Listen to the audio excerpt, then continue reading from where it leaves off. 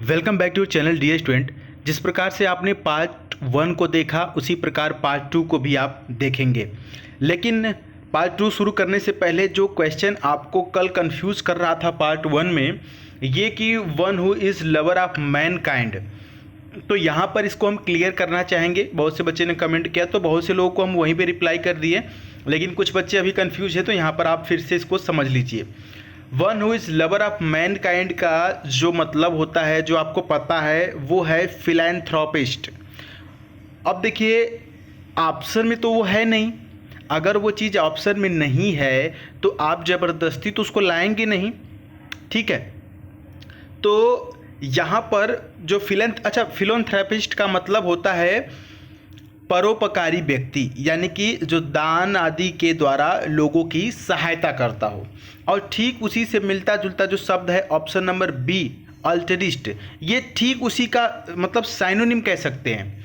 अल्टरिस्ट का भी मतलब होता है परोपकारी व्यक्ति, जो दूसरों से प्रेम करता हो, जो परोपकार करता हो।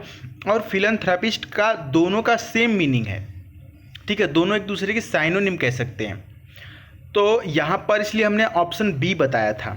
और ये जो कॉस्मोपॉलिटन है इसका मतलब होता है सर्वदेशीय, ठीक है। हेटर का आपको पता ही था। तो यहाँ पर जो सही होने के चांसेस हैं वो 90% चांसेस ऑप्शन नंबर बी पे जाते हैं, ठीक है। अगर आप ऑप्शन नंबर डी करते हैं कि यानी कि इनमें से कोई नहीं, तो यहाँ पर आपका गलत हो सकता है, क्योंकि जब फिलैंथ्रोपिस्ट नहीं है और उसी का साइनोनिम अगर दिया हुआ है तो ये ऑप्शन नंबर बी ही सही होगा, ठीक है। चलिए, उम्मीद है कि आपका डाउट क्लियर हो गया। दोनों एक ही बात है, दोनों में से अगर ये भी ऑप्शन में रहे और फिलैंथ्रोपिस्ट भी कहीं ऑप्शन में दे दे, तो अगर यहाँ पर फिलैंथ्रोपिस्ट दे दिया है ऑप्शन डी की जगह तो वही सही होगा। लेकिन अगर वो नहीं है तो ये सही होगा, ठीक है। अगर ये भी नहीं रहता, इसकी जगह कुछ और रहता, तो नन ऑफ दीज पर क्लिक करते। उम्मीद है कि आप समझ पाए होंगे। चलिए आज के क्वेश्चन की तरफ बढ़ते हैं। Someone who is killed fighting for the cause of religion और फेथ, बेहद इंपॉर्टेंट क्वेश्चन है और आपके एग्जाम में कई बार आ चुका है। बिल्कुल इस सीरीज को मत छोड़िएगा, बहुत ही इंपॉर्टेंट है। आपके पास समय है, उम्मीद है कि आप इसका सही आंसर क्लिक कर चुके होंगे। तो ऑप्शन नंबर यहाँ पर बी सही हो जाएगा, मार्टर। यहाँ पर जो पहला आ रही है साइलेंट होगा। मार्टर का मतलब होता है शहीद, जो अपने धर्म के लिए, अपने मजहब के लिए, विश्वास के लिए लड़ते हुए मारे जाते हैं, शहीद हो जाते हैं, उनको मार्टर बोलते हैं, ठीक है। अब देखिए प्रोफेट का मतलब क्या होता है। प्रोफेट और ये जो शीर है ये एक दूसरे के साइनोनिम है, ठीक है। दोनों का मतलब होता है पैगंबर। पैगंबर मतलब समझ रहे हैं, वही पैगंबर या कि फिर सिद्ध पुरुष भी बोल सकते हैं, ठीक है। और मैस्टिक का मतलब क्या होता है, इसका मतलब होता है रहस्यवादी। अगले क्वेश्चन की तरफ बढ़ते हैं। जो भी क्वेश्चन नहीं समझ में आएगा फिर से कमेंट बॉक्स में पूछिएगा, हम 2 बार 3 बार 4 बार 5 बार आपको बताएंगे। एकदम कॉन्फिडेंस के साथ एग्जाम हॉल में जाना है। One who is looks after the museum, बेहद इंपॉर्टेंट क्वेश्चन। जो लोग म्यूजियम की देखभाल करते हैं उनको क्या कहते हैं। इस क्वेश्चन का आंसर जानने से पहले एक चीज़ आपसे और बोलना चाहेंगे कि म्यूजियम जो शब्द है इसका स्पेलिंग टेस्ट में पूछा जा चुका है, तो ये भी देख लीजिएगा म्यूजियम की स्पेलिंग। और वन वर्ड में भी पूछता है म्यूजियम को, वन वर्ड में कुछ इस प्रकार से पूछता है कि a building where collections are valuable and interesting object are kept and show करने के लिए, यानी दिखाने के लिए, टू द पब्लिक, यानी कि बहुमूल्य और जो कीमती चीज़ें हैं, वस्तुएं हैं, उनका संग्रह, प्रदर्शन स्थल जिसको बोलते हैं, वो होता है म्यूजियम, ठीक है।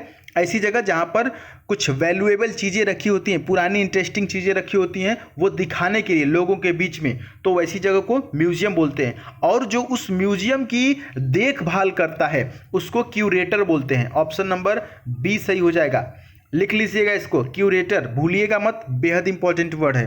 क्यूरेटर का मतलब जो म्यूजियम की देखभाल करता है।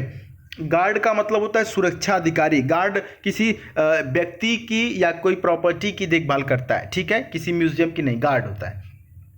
केयर टेकर्स उसको बोल सकते हैं जो किसी विशाल भवन या कि फिर किसी प्रॉपर्टी की देखभाल करे, और जिसको रखवाला भी बोल सकते हैं, जिसको केयर टेकर बोलते हैं, ठीक है। और नन ऑफ दीज यहाँ पर, उम्मीद है कि समझ में आएगा। बी ऑप्शन सही है, क्यूरेटर शब्द को मत भूलिएगा।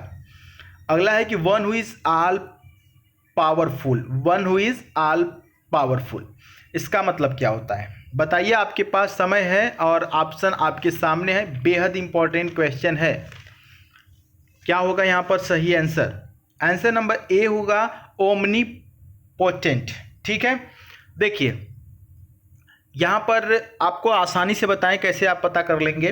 देखिए ओमनी शब्द कहीं पे भी आए ना तो इसका मतलब होता है, ओमनी शब्द का मतलब होता है आल, और आल का मतलब होता है सभी। और पोटेंट देख रहे हैं, पोटेंट का मतलब होता है पावर, पोटेंट का मतलब पावर होता है।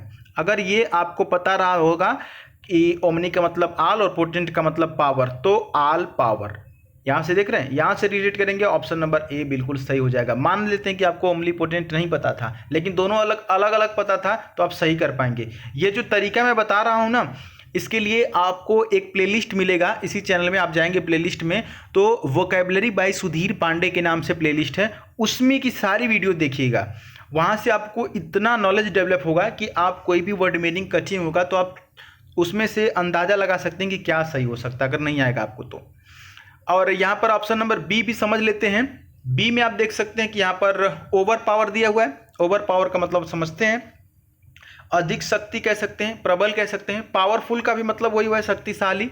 और वैलिएंट का मतलब होता है बहादुर। ऑप्शन नंबर बी डी जो है, वैलिएंट का मतलब होता है बहादुर, तो ए यहाँ पर सही हो जाएगा, ओमनीपोटेंट।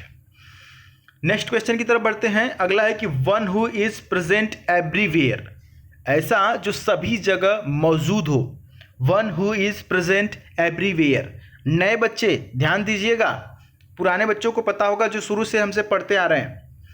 देखिए मैंने अभी ऊपर बताया ना कि ओमनी का मतलब होता है आल, यानी कि सभी जगह। आल मतलब सभी जगह, यानी कि एवरीवेयर। आल का मतलब ही सभी हो, आल मतलब ओनली सभी, ओमनी मतलब आल। अब प्रेजेंट का मतलब मौजूद, यहां से देख सकते हैं रिलेट करेंगे तो ओमनी प्रेजेंट हो जाएगा। कितना आसान है, जिसको नहीं पता उसको बहुत पहाड़ लगेगा, गलत करके आएगा, ठीक है। तो ओमनी प्रेजेंट का मतलब होता है ऐसा व्यक्ति जो सभी जगह उपस्थित हो। तो ऐसा कौन हो सकता है? ऐसा होता है भगवान होते हैं। जी हाँ, कहते हैं कि जो भगवान है वो कण-कण में है, तो उनको बोल सकते हैं ओमनी प्रेजेंट, ठीक है। और ऑप्शन नंबर ए में क्यूरियस दिया, जिसका मतलब होता है जिज्ञासु। और जेस्ट का मतलब क्या होता है? ऑप्शन सी में जो दिया हुआ है जेस्ट, इसका मतलब होता है उत्तेजकता। और ऑप्शन बी देख सकते हैं क्वेस्ट लिखा हुआ है, क्वेस्ट का मतलब होता है खोज, और क्वेस्ट से ही बना हुआ है क्वेश्चन। क्वेश्चन का मतलब सवाल या प्रश्न, ठीक है। समझ में आ रहा है? आगे बढ़ें, चलिए अगला क्वेश्चन आपके सामने आ चुका है। वन हु नोज एवरीथिंग, ऐसा जो सब कुछ जानता हो। तो ये भी गॉड ही है, भगवान सब कुछ जानता है बोलते हैं, ईश्वर सब कुछ जानता है, ईश्वर सब जगह है। क्या होगा यहाँ पर सही बताइए फटाफट।